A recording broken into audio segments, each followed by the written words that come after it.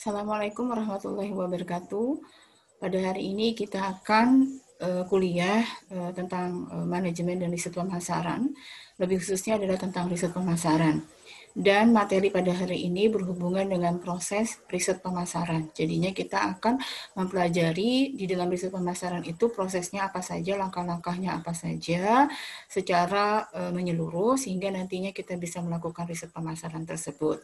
Saya akan share dulu materinya, kemudian saya akan jelaskan satu persatu yang berhubungan dengan proses dari riset pemasaran itu.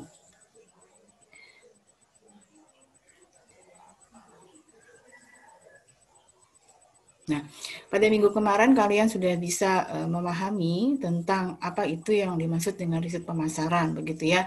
Nah, sekarang kita akan membicarakan bahwasanya proses riset pemasaran itu terdiri dari beberapa tahapan. Saya sebutkan di sini bahwasanya tahapan pertama itu adalah menetapkan masalah dan tujuan dari riset. Kemudian yang kedua, mengembangkan sumber informasi. Yang ketiga adalah mengumpulkan informasi. Dan yang keempat adalah menganalisis informasi. Dan yang kelima, menyajikan penemuan dari proses riset pemasaran tersebut. Yang pertama kita bisa lihat adalah menetapkan masalah dan tujuan dari riset. Riset di sini adalah berhubungan dengan riset pemasaran. Pertama kita akan melakukan penetapan terhadap masalah gitu kan ya. Apa yang akan kita lakukan di dalam riset pemasaran itu. Memang di dalam penetapan masalah itu bukanlah sesuatu yang mudah begitu ya. Jadi apa yang sebenarnya menjadi permasalahan sehingga kita akan melakukan riset di dalam pemasaran ini. Nah, akan tetapi hal ini merupakan sesuatu hal yang merupakan faktor yang melandasi dari semua penelitian itu sehingga kita harus menetapkan masalah apa, begitu kan ya, dari beragam dan kompleksnya masalah tentang pemasaran yang banyak sekali sehingga kita tetapkan masalahnya apa, gitu ya.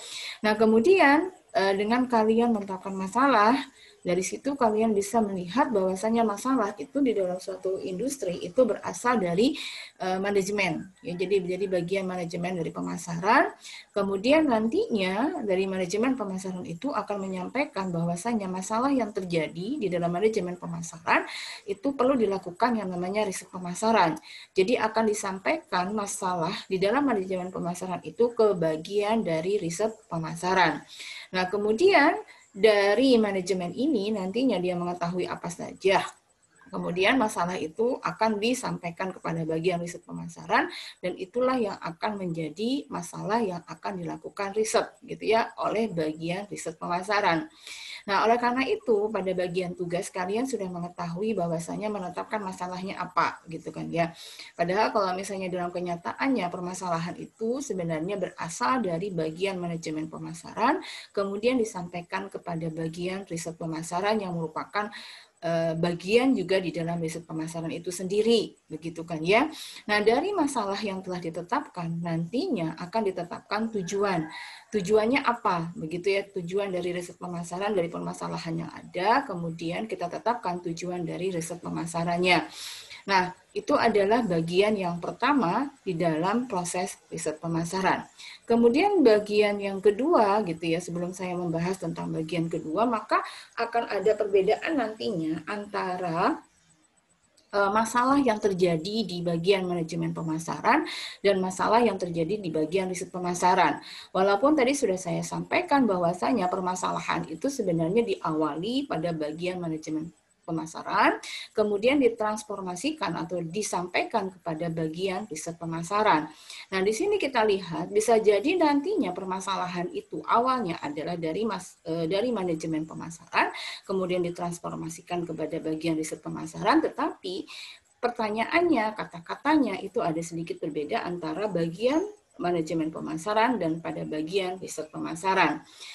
Katakanlah begini pertanyaannya, bagian manajemen pemasaran dia mengatakan bahwasanya keputusan apa yang perlu kita lakukan, begitu kan ya. Nah, kemudian untuk bagian riset pemasaran dia tidak mengatakan keputusan apa yang perlu dilakukan gitu ya terhadap permasalahan yang ada.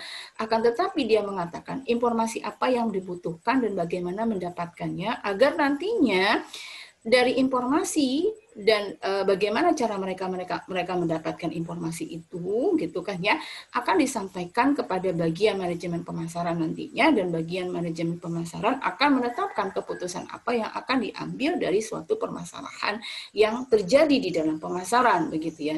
Jadi ada suatu masalah yang berbeda, tetapi cara bertanyanya yang berbeda begitu ya, cara dia menetapkan sesuatu hal itu yang berbeda, akan tetapi masalah intinya adalah sama begitu ya. Katakanlah misalnya penjualan menurun. Penjualannya menurun begitu terhadap suatu produk A begitu kan ya. Maka nanti manajemen pemasaran dia akan menetapkan apa yang harus dilakukan, keputusan apa yang harus dilakukan. Kemudian nantinya untuk mengetahui mengapa sampai terjadi penurunan penjualan terhadap produk A itu, maka bagian manajemen pemasaran akan menyampaikan kepada bagian riset pemasaran bahwasanya tolong dong dicari informasinya mengapa terjadinya penurunan penjualan terhadap produk A begitu kan ya. Nah, kemudian setelah disampaikan kepada bagian riset pemasaran, akhirnya bagian riset pemasaran akan mempelajari masalah yang disampaikan oleh manajemen pemasaran tadi terhadap penurunan penjualan terhadap produk A. Nah, kemudian dari situ nantinya bagian riset pemasaran akhirnya mengolah permasalahan yang ada begitu kan ya. Apa informasi yang harus mereka dapatkan? Kemudian bagaimana caranya untuk mendapatkan informasi itu, gitu ya. Yang dimana permasalahannya adalah sama antara manajemen pemasaran dan manajemen riset pemasaran, yaitu penurunan penjualan terhadap produk A. Nah, dari sinilah kita bisa membedakan gitu kan ya, bahwasanya bagian manajemen pemasaran memang dia tidak terjun ke lapangan secara langsung gitu ya, tetapi yang terjun langsung ke lapangan itu adalah bagian riset pemasaran, di mana mereka harus mengetahui informasi-informasi apa saja yang terjadi terhadap penurunan penjualan produk A, kemudian juga metode-metode apa yang mereka harus gunakan untuk mendapatkan informasi tersebut. Nah, itu ada pada bagian riset pemasaran gitu ya, bukan pada bagian manajemen pemasaran. Kalau bagian manajemen pemasaran dia lebih kepada strategi apa, keputusan apa yang harus diambil oleh mereka, begitu kan ya. Nah, kemudian orientasinya, kalau terhadap permasalahan yang ada, bagian manajemen pemasaran itu orientasinya adalah setelah nantinya mereka mendapatkan informasi dari bagian riset pemasaran, maka tindakan apa yang harus dilakukan oleh bagian manajemen pemasaran untuk menyelamatkan gitu ya. Tadi itu kan penurunan penjualan produk A gitu ya. Agar nantinya perusahaan atau industri ini tetaplah berjalan gitu. Kalau misalnya produk diproduksi kemudian tidak bisa dijual, kan itu artinya memang terjadi kerugian nantinya pada perusahaan.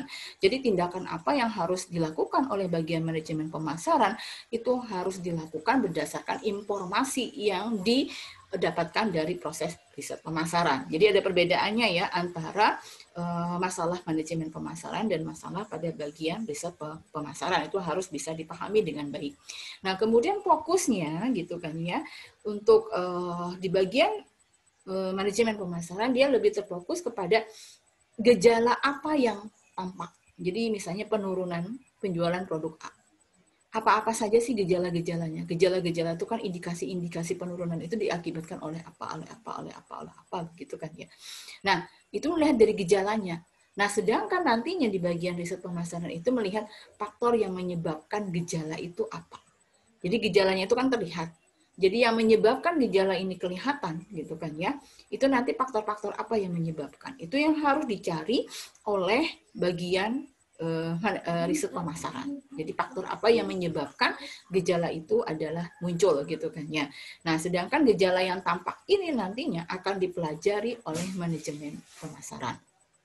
Nah, ini perbedaan antara masalah manajemen pemasaran dan masalah di dalam riset pemasaran. Nanti saya lebih fokusnya, kita hanya mempelajari bagian riset pemasarannya, sedangkan bagian manajemen pemasarannya oleh dosen yang lainnya. Seperti itu. Nah, kita bisa melihat di sini transformasi masalah, ya, manajemen dan masalah riset pemasaran. Jadi kedua bagian ini sebenarnya gitu kan ya, itu tidaklah terlepas satu dengan yang lainnya. Artinya riset sendiri, manajemen itu sendiri tidak begitu ya. Akan tetapi saling berkesinambungan satu dengan yang lainnya, di mana riset pemasaran itu sebenarnya bagian dari manajemen pemasaran. Nah, katakanlah misalnya penjualan turun tadi terhadap produk A gitu ya. Apakah kita perlu produk baru? Itu pertanyaannya begitu ya oleh bagian manajemen. Kemudian apakah kita perlu promosi yang kemana-mana begitu kan ya? Apa kita perlu iklan? Apa kita perlu diskon gitu kan ya? Atau kita perlu distribusi yang sekarang mungkin distribusinya hanya mencapai misalnya hanya kota-kota besar saja atau hanya kota-kota tertentu saja. Bagaimana kalau sekarang kita giatkan lagi distribusinya sampai ke daerah-daerah yang lebih terpencil di desa-desa dan segala macamnya. Nah, di situ kita bisa melihat yang bagian manajemen pemasaran begitu kan ya terhadap penurunan penjualan. Nah, kemudian bagian riset pemasaran kan dia harus mendapatkan informasi nih terhadap permasalahan yang ada yang terjadi pada bagian manajemen pemasaran. Maka dia melihat nantinya katakanlah misalnya manajemen pemasaran dia ingin mengatakan, kita perlu produk baru. Kita lihat dulu nih informasinya, apakah produk baru ini nanti sesuai dengan selera pasar. Apakah pasar memang mau produk baru atau memang yang tidak masalah produk yang lama begitu kan ya. Tetapi nantinya dibuat nantinya produk baru itu katakanlah kemasannya kah yang diganti ataukah rasanya kah yang diganti gitu kan ya. Itu atau fitur-fiturnya kah yang diganti gitu kan. Nah, itu kita harus lihat informasi apa sebenarnya yang menjadi selera pasar gitu ya. Jadi pasar itu harus diperhatikan lagi seleranya yang bagaimana gitu ya. Kemudian juga harus diperhatikan tentang kondisi ekonomi gitu ya. Katakanlah misalnya penjualan menurun itu sebenarnya tingkat pembelian masyarakat itu memang rendah begitu ya. Jadi kita tidak bisa memaksakan bahwasanya apakah itu produk baru ataukah semakin promosinya semakin gencar ataukah perlu ada diskon. Tapi kalau misalnya tingkat pembelian masyarakat itu rendah, ya otomatis gitu kan ya, maka masyarakat juga tidak bisa membeli, penjualan akhirnya menurun begitu kan ya. Itu juga harus didapatkan oleh pihak riset pemasaran gitu kan ya, kondisi ekonomi sekarang kayak apa begitu kan ya, ataukah terjadi resesi ataukah terjadi inflasi begitu kan, itu harus diperhatikan begitu. Jadi kita tidak bisa manajemen pemasaran katakanlah misalnya mau produk baru begitu ya, itu harus dicari dulu informasi-informasi yang mendukungnya, apakah memang mendukung harus produk baru gitu ya. Nah, maka nantinya bagian riset pemasaran itulah yang akan melakukan untuk menggali berbagai macam informasi tadi. Nah, kemudian juga konsumen pasar bagaimana? Jadi maksudnya itu ya sama ya, kurang lebih seleranya kayak apa, apakah nantinya konsumen pasar ini kondisinya ya tadi, apakah nanti tingkat pembeliannya tinggi atau tingkat pembeliannya itu adalah rendah, begitu kan ya. Atau kalau misalnya ke selera pasar, bisa jadi tadi itu kalau misalnya dihubungkan pasar itu trennya sedang kemana begitu ya, ataukah trennya misalnya untuk minum kopi gitu kan ya, atau trennya sekarang mau minum teh gitu kan ya, dan segala macam itu kan ada kecenderungan nanti selera pasar itu mengikuti kondisi-kondisi tertentu. Nah, kemudian juga perlu diperhatikan nantinya informasi yang didapatkan itu adalah persaingan. Kita mungkin produknya adalah sama, tetapi bisa jadi nanti persaingan antar produk yang sejenis itu adalah yang harus kita perhatikan gitu kan ya. Artinya apakah mereka menjadi brand yang yang menjadi brand yang menguasai pasar begitu kan ya, atau hanya sebagai brand pengikut gitu kan ya. Nah, itu kita harus perhatikan persaingan yang terjadi di pasar itu gitu ya. Jadi artinya bagaimana mentransformasikan masalah manajemen pemasaran kepada bagian riset pemasaran, dan bagian riset pemasaran nantinya akan mencari informasi-informasi yang diperlukan oleh bagian manajemen pemasaran. Maka setelah nantinya dilakukan riset pemasaran, informasi yang didapat dari riset pemasaran itu akan disampaikan kepada bagian manajemen pemasaran, nanti bagian manajemen pemasaran yang akan menetapkan keputusan apa yang harus diambil oleh pihak perusahaan. Jadi bagian riset pemasaran tidak mempunyai hak untuk menetapkan keputusan begitu ya. Hak menetapkan keputusan itu ada di tangan manajemen pemasaran. Nah, contoh kasus di sini gitu ya, ada seorang pengusaha ini UMKM, katakanlah lumpia ya, yang sangat terkenal di Semarang gitu, yang dimana dia itu turun-temurun gitu ya, artinya menjual lumpia dengan omset penjualan rata-rata itu 3 juta per hari ya, sekali kan ya. Nah, kemudian tetapi beberapa tahun belakangan ini ternyata lumpianya itu mengalami penurunan penjualan begitu kan, yang sangat tajam. Bahkan sering kali tidak seorang pun yang mau membeli lumpia yang ditawarkannya begitu kan. Akhirnya Pak Gunawan itu menjadi bingung gitu, apa sih sebenarnya yang terjadi, apa tindakan yang harus diambil oleh beliau begitu kan ya untuk memperbaiki penjualan. Apakah perlu, misalnya pertanyaan itu muncul di dalam diri beliau gitu ya, perlukah dia mengubah rasa, komposisi isi, atau karakteristik lumpia yang terjadi saat ini. Nah, itu menjadi suatu permasalahan. Kalau dalam perusahaan besar kan namanya itu adalah manajemen pemasaran. Nah, dari situ nantinya akhirnya beliau mengumpulkan karena ini memang UMKM kecil gitu kan ya, maka satu orang. Jadi bagian sebenarnya kalau di perusahaan besar kan ada bagian manajemen dan ada bagian riset pemasarannya begitu. Nah, maka beliau sendiri akan mengumpulkan informasi untuk mengetahui apa yang menyebabkan terjadinya penurunan penjualan lumpia begitu kan ya. Akhirnya beliau satu persatu menanyakan kepada para konsumen gitu kan ya, bagaimana tanggapan mereka terhadap lumpia dan komposisi lumpia seperti apa sebenarnya yang sesuai dengan selera mereka. Tadi kan ada selera pasar gitu kan ya, bisa jadi terjadi perubahan tren gitu ya, kecenderungan masyarakat untuk membeli suatu produk tertentu. Nah, setelah dilakukan proses wawancara gitu kan ya dari beberapa konsumen-konsumen beliau, akhirnya beliau mendapatkan informasi gitu kan ya, bahwasannya terjadi selera pembelian terhadap lumpia itu berubah gitu. Jadi selera pembelian terhadap lumpia itu berubah, di mana mereka tidak lagi sama dengan selera konsumen semasa pendahulunya pedagang lumpia itu gitu kan ya. Jadi hanya begitu saja gitu kan ya, sudah dijual begitu. Ternyata selera konsumen mulai berubah.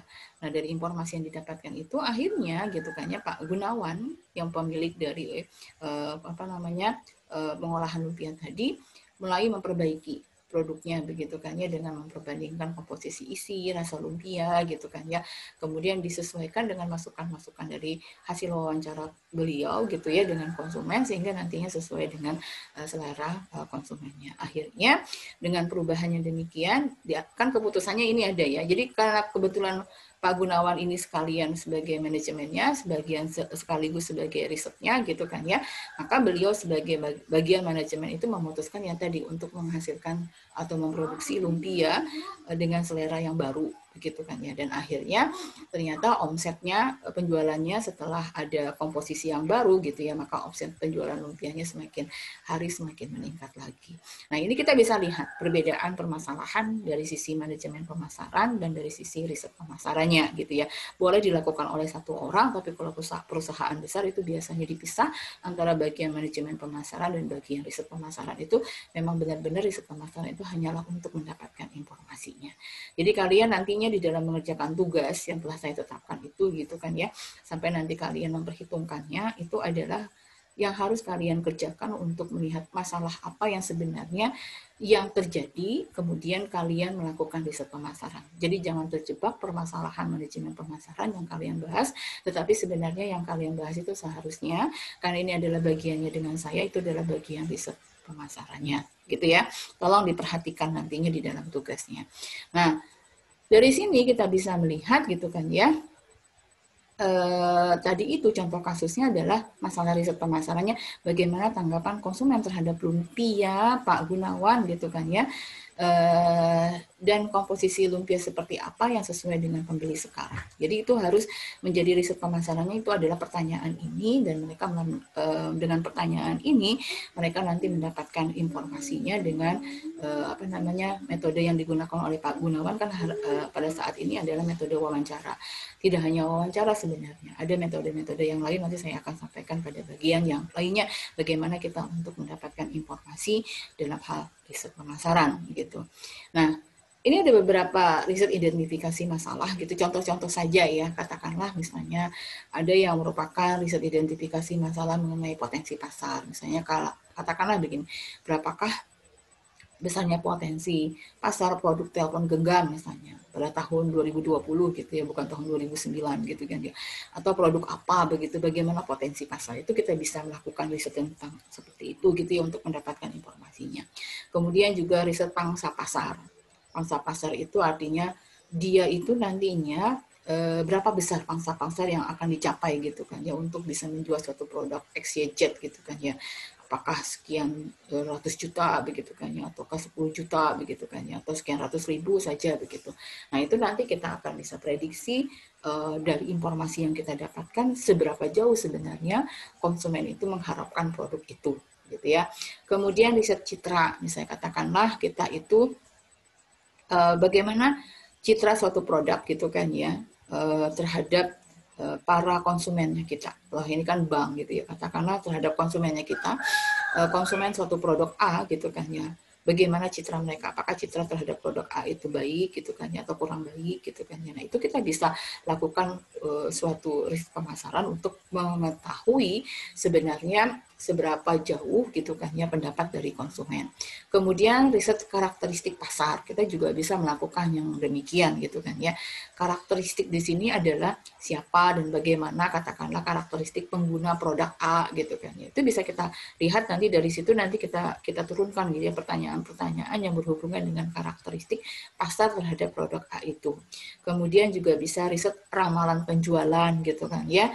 Katakanlah kita bisa meramal, kan kayak kalian juga ada di dalam kuliah P3 tentang forecasting gitu kan ya. Bisa kalian gunakan di sini untuk melakukan peramalan terhadap permintaan terhadap produk A, katakanlah begitu ya, dari sekian lama kita gali nanti pertanyaan-pertanyaan itu gitu kan ya, baik data primer maupun data sekunder kita dapatkan, maka dari situ nanti kita bisa melihat nanti peramalan penjualan gitu kan ya untuk 5 tahun yang akan datang seperti apa sebenarnya produk itu. Nah, kemudian riset perilaku konsumen itu bisa dilihat dari persepsinya, sikapnya, tingkat pengenalannya gitu kan ya.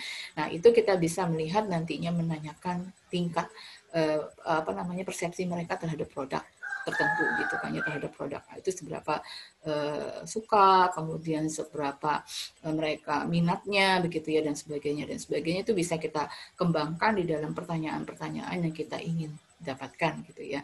Nah, kemudian juga dari riset produk, nah ini mungkin yang umum gitu kan ya, atribut-atribut apa sih yang sebenarnya diperlukan oleh konsumen begitu kan, yang disukai dan tidak disukai oleh mereka. Nah, itu adalah riset produk. Jadi kita benar-benar produk value-nya gitu ya yang diambil begitu ya, untuk bisa mendapatkan informasi gitu ya dari produk tersebut sebenarnya apa yang mereka harapkan dari konsumen itu. Kemudian juga riset harga itu bisa gitu kan ya, katakanlah harga di pasar dari produk-produk tertentu gitu kan ya, dengan berbagai macam merek ternyata harganya itu beraneka ragam. Apakah nanti tingkat harga itu akan mempengaruhi terhadap tingkat pembelian masyarakat gitu ya.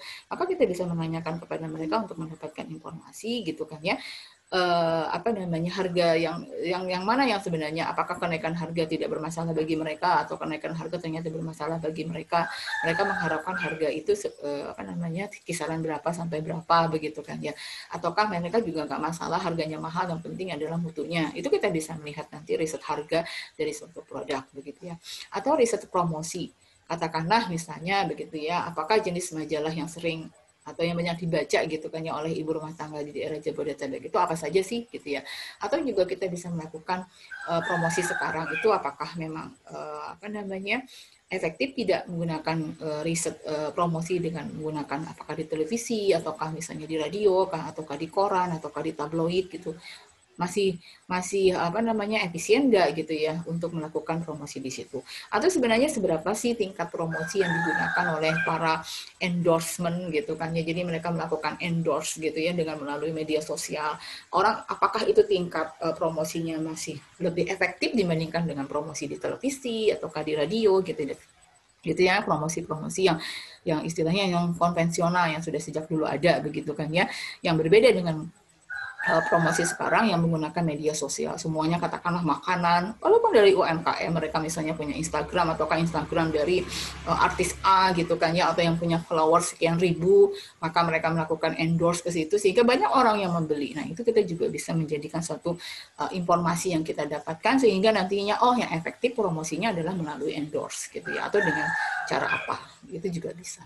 Nah, kemudian juga riset distribusi gitu kan ya, apakah nantinya retail itu memang bisa membuat penjualan akan lebih meningkat. Katakanlah penjualan itu tidak hanya di toko-toko besar begitu ya, tetapi juga di warung-warung kecil gitu ya, yang dimana nantinya apakah mereka suka nggak berbelanja di situ gitu kan ya. Nah, itu kita bisa lakukan riset pemasaran. Jadi banyak hal yang kita bisa lakukan di dalam pemecahan permasalahan yang ada gitu kan ya, di dalam intinya kan penjualan produk begitu ya, karena kan kita bicara pemasaran, maka kita bisa melihat penjualan produk, tetapi dalam hal ini adalah kita benar-benar menjual produk itu tidak hanya yang penting menjual di mana saja, tapi tanpa melakukan riset. Nah, harusnya kita melakukan riset dulu gitu kan ya, ini seperti ini, apakah kita harus melakukannya yang seperti ini atau yang bagaimana gitu ya. Inilah yang jadi pembelajaran kita melakukan riset pemasaran. Jadi bukan hanya sekedar produksi jual pasti laku, belum tentu gitu ya. Kalau misalnya laku ya juga bisa tidak laku juga bisa begitu. Tetapi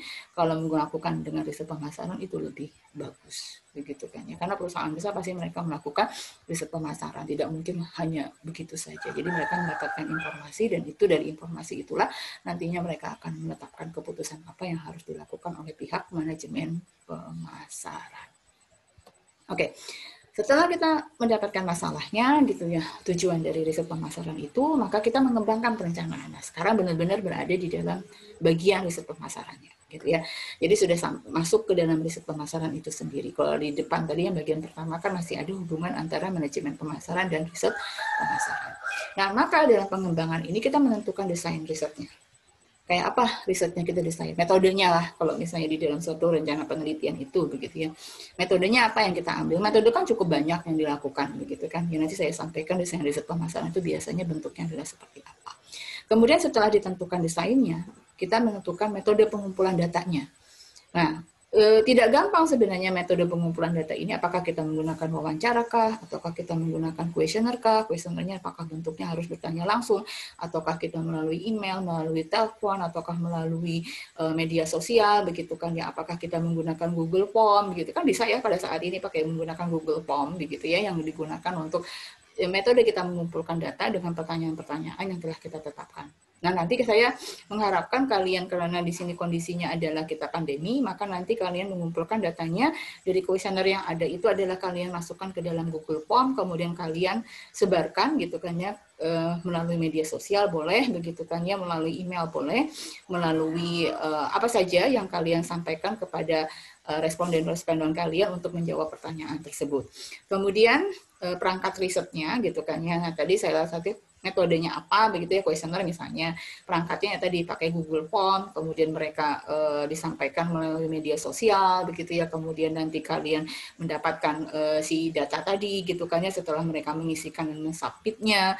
Kemudian nantinya setelah itu kalian membuat tabulasi data dari jawaban-jawaban para responden yang kalian telah tetapkan tadi gitu kan ya. Jadi kita nantinya kalian jangan langsung melakukan riset secara langsung, tapi melakukan riset nantinya melalui media sosial ya, dengan menggunakan Google Form yang di dalamnya sudah ada pertanyaan-pertanyaan isinya seperti kuesioner begitu ya, yang nanti mereka pihak respondennya yang akan menjawabnya begitu ya. Nah, kemudian tentang metode pengambilan sampel atau melakukan sampling, katakanlah kalian nanti akan menetapkan respondennya jumlahnya minimal 100 orang ya nanti ya. Nah, kemudian nantinya apakah nanti anak-anak yang menjadi samplingnya, ataukah misalnya orang dewasa, kemudian apakah hanya ibu-ibu, ataukah hanya perempuan saja, ataukah hanya bapak-bapak atau laki-laki saja, ataukah misalnya tingkat pendidikannya misalnya hanya tingkat pendidikan SMA atau tingkat pendidikannya SMA ke atas, ataukah nantinya mereka bisa jadi yang sudah bekerja kah begitu kan ya, ataukah mereka mendapatkan penghasilan misalnya di atas 1 juta kah yang menjadi responden kalian, terserah kepada kalian begitu kan ya untuk menetapkannya. Yang pasti kita mengembangkan perencanaan riset pemasaran itu. Di bagian riset pemasaran juga akan melakukan yang begitu ya. Mereka melakukan desainnya, pengumpulan datanya, kemudian perangkat riset yang akan digunakan oleh mereka seperti apa, kemudian metode pengambilan sampel atau melakukan samplingnya, apakah nantinya mereka menetapkan di mana itu sudah ada pertimbangannya begitu kan ya, dengan sesuai dengan masalah yang ada dan tujuan dari riset pemasaran itu nantinya. Sehingga informasi yang didapatkan itu adalah sahih atau benar. Nah, kemudian yang ketiga, setelah kita menetapkan, tadi bagian kedua adalah perencanaan risetnya, lalu kita mengumpulkan informasi. Nah, ini kita langsung terjun ke lapangan, begitu kan ya. Nah, ini adalah tahapan yang paling mahal memang ya, dan paling terbuka. Ya, terjadi kesalahan nantinya begitu. Kenapa dibilang paling mahal? Karena kita nantinya akan menyampaikan kepada semua orang, apalagi kalau secara langsung. Kalau sekarang mungkin bisa daring, lebih mudah begitu kan ya. Untuk mengumpulkan data tersebut begitu. Tapi kan juga kita perlu pendekatan kepada mereka, ya perlu waktu, perlu tenaga. Nah, itu memang dikatakan sebagai sesuatu yang paling mahal. Mahal di sini tidak selalu dalam bentuk materi uang ya, tetapi juga mahal untuk kita perlu waktu, perlu tenaga begitu ya untuk mendapatkan responden-respondennya dan mereka siap untuk menjadi respondennya kita begitu ya. Nah, di sini nantinya ada 4 persoalan yang muncul gitu ya pada saat kita ingin mengumpulkan informasi. Pertama adalah bisa jadi responden itu tidak mau. Kalau di sini kan responden tidak ada di rumah sehingga perlu dihubungi lagi. Bisa jadi kita menyampaikan, minta tolong kita mengisikan Google Form ini, begitu ya. Bisa jadi orang itu saya tidak bersedia, gitu ya. Tidak, jangan patah semangat. Itu memang sesuatu hal yang memang sering terjadi, gitu ya. Jadi kalau misalnya ada yang satu tidak mau, maka kalian pindah lagi ke responden yang lainnya. Kemudian yang kedua adalah responden yang tidak mau bekerja sama. Artinya bisa jadi nanti Google Form kalian tidak seluruhnya diisi oleh mereka, begitu. Atau mereka sekehendak hati aja mengisikannya, gitu ya, tanpa memikirkan, artinya semau-maunya mereka, begitu ya. Jadi kan harapan kita kan mereka mengisi kuesioner itu, gitu kan ya, dalam bentuk Google Form kah atau kuesioner yang langsung kah, begitu ya. Kan mereka kita mengharapkan bahwasanya mereka itu mengisikan sesuai memang kenyataannya adalah begitu. Tapi masih banyak nanti responden yang mereka tidak apa ya. Itu terserah mereka lah, begitu ya. Jadi tidak mau bekerja sama. Itu maksudnya. Kemudian juga ada responden yang memberi jawaban yang sudah terpengaruh atau tidak jujur, gitu ya. Ini kalau misalnya antar teman nih, jawaban kamu maunya apa, begini aja ya, yang baik-baik aja, gitu kan ya, jangan yang buruk. Nah, itu sudah terpengaruh, gitu ya. Itu pengaruh yang memang luar biasa. Nantinya kita tidak mendapatkan informasi yang real, tetapi informasi yang memang sudah terpengaruh dengan sesuatu yang lain. Kita tidak mengharapkan begitu ya. Jadi kita mengharapkan satu kejujuran yang sesuatu hal yang real, yang nyatanya adalah seperti itu sebenarnya informasinya. Karena kalau tidak nyata, nanti malah keputusan yang diambil oleh manajemen pemasaran nanti akan terjadi kesalahan, gitu kan. Kita tidak mengharapkan yang seperti itu. Nah, kemudian pewawancara atau enumerator, gitu ya istilahnya biasanya ya, sudah terpengaruh atau tidak jujur. Bisa jadi nantinya kalian itu mempengaruhi si respondennya, begitu kan ya. Kalian jawab yang ini aja ya, kayaknya ini yang lebih baik, gitu kan ya. Nah, itu juga tidak diperbolehkan. Jadi benar-benar real, gitu ya, kita menyampaikan kepada semua orang, walaupun orang yang kita mintai responden itu orang yang kita kenal, tapi diharapkan jangan sampai mempengaruhi mereka untuk memberikan jawaban sesuai yang kalian inginkan.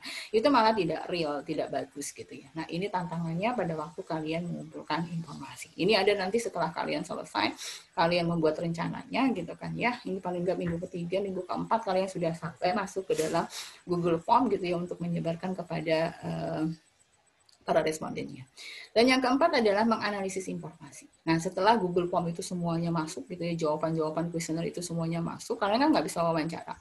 Nah, maka nantinya ditabulasi, tahapan yang selanjutnya adalah menganalisis informasi ya, mulai dari mentabulasi, menganalisis datanya itu, gitu ya, berbagai macam analisis nantinya ya, kalian olah datanya apakah secara dihitung, nanti ada hitungan-hitungannya tergantung dari metode kalian seperti apa nanti yang akan saya lihat, gitu ya, metode yang kalian gunakan untuk menganalisis datanya metode apa, begitu ya. Nah, kalian hitung sampai nantinya keluarlah suatu angka tertentu, gitu ya, suatu hasil tertentu yang nantinya kalian bisa menetapkan apa yang harus kalian sampaikan kepada pihak manajemen pemasaran. Jadi setelah kalian olah datanya, gitu ya, dianalisis dan datanya itu seperti apa dan keluar hasilnya, kalian memang bagian riset pemasaran itu tidaklah punya hak untuk menetapkan keputusan. Dia hanya menyampaikan informasi, nantinya yang didapatkan itu informasi itu disampaikan kepada bagian manajemen pemasaran. Mudah-mudahan kalian lebih paham kedudukan manajemen pemasaran dan riset pemasaran itu di mana kedudukannya. Dia tidak, artinya dia saling beririsan satu dengan yang lainnya, begitu, tetapi mempunyai pekerjaan, gitu kan ya, yang berbeda antara manajemen dan bagian riset pemasaran. Nah, setelah selesai dianalisis datanya, kemudian disajikan. Nah, kalian nanti juga sampai menyajikan nantinya yang terakhir ya, menyajikan hasil riset mereka, begitu kan ya, kepada bagian manajemen pemasaran berupa hasil-hasil data statistika, gitu kan ya, kemudian angka-angka statistika, begitu kan ya. Nah, di sini nantinya diharapkan angka-angka yang disampaikan itu adalah angka-angka yang berbunyi, maksudnya itu adalah angka-angka yang punya makna, di mana bagian manajemen pemasaran itu mereka tidaklah nanti bingung, gitu ya, terhadap hasil yang disampaikan oleh bagian riset pemasaran. Jadi ada suatu hal yang jelas yang disampaikan oleh bagian riset pemasaran dari hasil mereka melakukan riset tadi. Jadi informasinya jelas yang disampaikan kepada bagian manajemen pemasaran, begitu kan ya, yang dimana nantinya di dalam penyajian ini akan sampai kepada suatu kesimpulan yang akan dilakukan oleh pihak manajemen pemasaran. Saya contohkan di sini. Janganlah kalian menyajikan data seperti ini. 62,67% responden tidak menyukai rasa lumpia yang manis dan rasa orisinal. Apa yang jangannya? Kalau angka dibulatkan, ya maunya 60% kah, ataukah misalnya 65% atau 70% kah gitu ya. Jangan menggunakan koma gitu kan ya. Artinya menggunakan angka-angka yang pecahan-pecahan di mana memang tidak diperlukan oleh bagian manajemen pemasaran. Itu di situ memang pajangannya. Kemudian ada perbedaan nyata antara responden yang ada di daerah A dan di daerah B. Mengapa di sini dikatakan jangan? Bingung nantinya bagian manajemen pemasaran, perbedaannya apa sih gitu kan ya. A dan B, kalian harus jelas begitu. A itu kayak apa, daerah B itu seperti apa begitu kan ya. Sehingga nantinya bagian manajemen pemasaran bisa menetapkan satu keputusan. Oh, A begini, B yang seperti ini begitu ya. Kemudian juga jangan mengatakan responden lebih menyukai lumpia isi daging dibandingkan dengan isi sayur. Itu kan nanti bingung. Menyukai sebesar apa begitu kan ya. Apakah isi sayur memang tidak disukai ataukah disukai tapi kurang disukai gitu ya dibandingkan dengan lumpia isi daging. Apakah dua-duanya kita harus produksi ataukah lumpia isi daging saja yang kita produksi. Nah, itu harus jelas gitu ya karena bagian pemasaran nanti bingung sendiri untuk memutuskannya kalau informasi yang didapatkan adalah seperti ini. Saya contohkan begitu kan ya. Pasar menyukai rasa lumpia asin dan sedikit gurih dengan isi daging yang ditambah sedikit sayur. Nah, itu yang akhirnya yang penting. Artinya, bagian manajemen pemasaran itu dia harus memproduksi lumpia dengan kondisi yang seperti ini gitu ya. Jadi informasi yang diberikan oleh pihak riset pemasaran itu benar-benar yang nantinya mengarahkan kepada sesuatu hal yang akan diputuskan oleh bagian manajemen pemasaran gitu kan ya. Jadi apakah nanti mereka mengikuti hasil informasi atau mereka juga tidak juga nggak masalah, tergantung dari manajemen pemasaran begitu kan ya terhadap informasi yang diberikan oleh bagian riset pemasaran.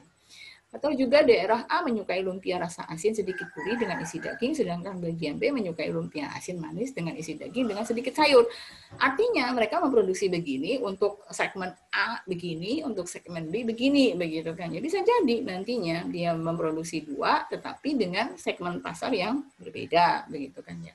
Nah ini adalah contoh penyajian yang harus dilakukan, begitu.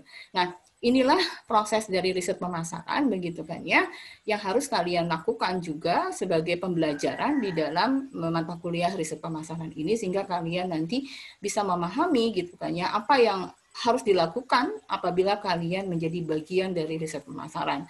Sedangkan nantinya kalian juga memahami bagaimana yang kalian lakukan pada bagian manajemen pemasaran. Semoga apa yang saya sampaikan ini bisa kalian pahami dan sehingga nantinya memperbaiki rencana riset kalian begitu kan ya seperti apa yang telah saya sampaikan. Terima kasih. Assalamualaikum warahmatullahi wabarakatuh.